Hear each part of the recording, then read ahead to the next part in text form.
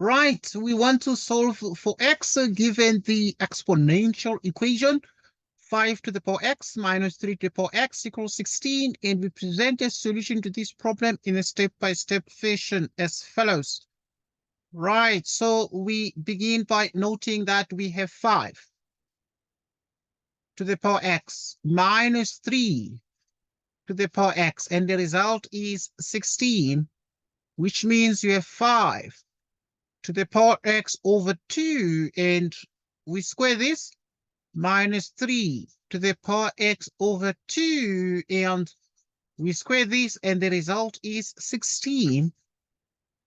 We then proceed to let a be equal to 5 to the power x over 2, and b be equal to 3 to the power x over 2.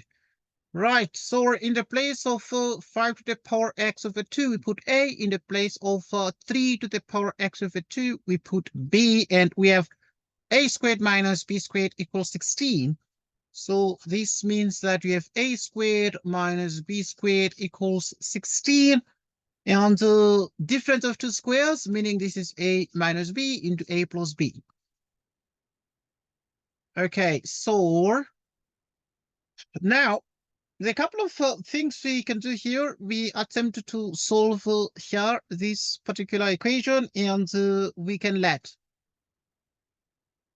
by trial and error, let b be 1. And when b is 1, it means you have a minus 1 into b into a plus 1. So which means that if you have a minus 1 into a plus 1, which means you have a squared minus 1 equals 16, which means a squared equals 17. Right, and so this is not a perfect square. Not a perfect square.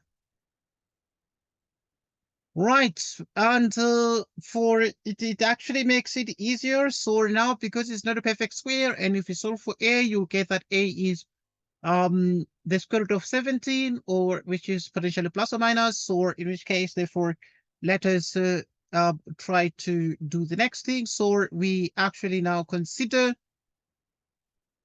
the a minus b into a plus b, but now equals 16 still.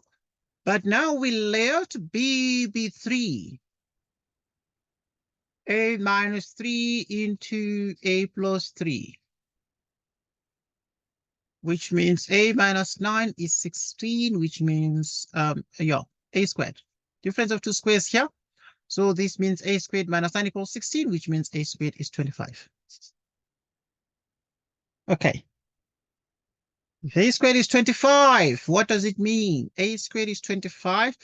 And this is good news, which means, therefore, you can think of a as plus or minus the square root. Right, so a is plus or minus the square root of 25. And if that is the case, and the square root of 25 is a 5, like so. All right. So the implication, therefore, will be that a is 5. Right, because it's a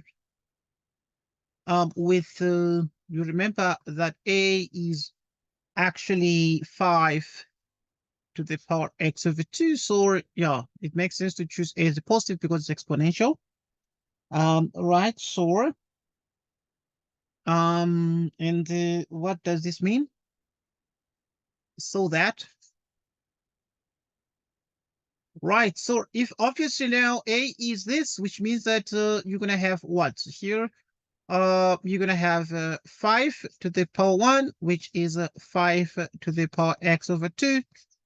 And if the bases are the same, you equate the exponents so that 1 is x over 2. And if this is the case, which means x is 2. Okay, yeah, this is the case. So we got x equals 2, and if x equals 2, what is the meaning of these? Right, so We got x equals 2. But also, right, b, we remember that we made b, we decided to let b be this. So with b equals just 3, which means that x over 2 is 1, and that means x is 2.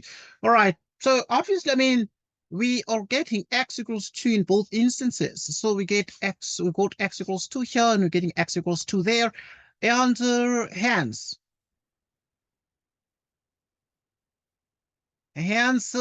if you have 5 to the power x, okay, just right at the bottom here.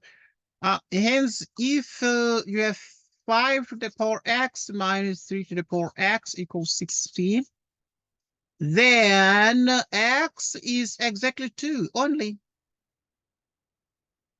X is 2. And this is the result.